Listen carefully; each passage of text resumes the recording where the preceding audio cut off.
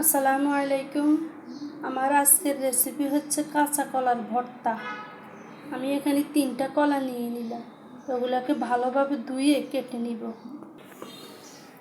কলাগুলো চামড়া ছাড়িয়ে নিলাম, কলাগুলো পাতলা করে কেটে নিলাম। কলাগুলো সিদ্ধ করার জন্য চুলের উপরে বসিয়ে দিলাম। 1 চিমটি হলুদ আর লবণ দিয়ে দিব যেন কালো হয়ে না যায়। ওগুলো নেড়ে নিব। কলাগুলো সিদ্ধ হয়ে গেছে, এখন এগুলো চটকিয়ে নিব।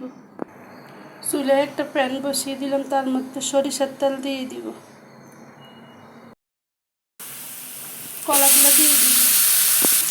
সামান্য পরিমাণ হলুদ গুঁড়ো দিয়ে দিলাম। 1 চামচ পরিমাণ লবণ দিয়ে দিলাম।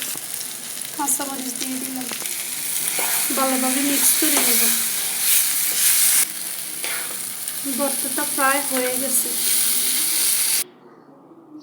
তৈরি হয়ে গেল মজাদার কাঁচা কলার ভর্তা। ভিডিওটি ভালো লাগলে আপনারা লাইক, কমেন্ট, সাবস্ক্রাইব করে দিবেন। আল্লাহ হাফেজ।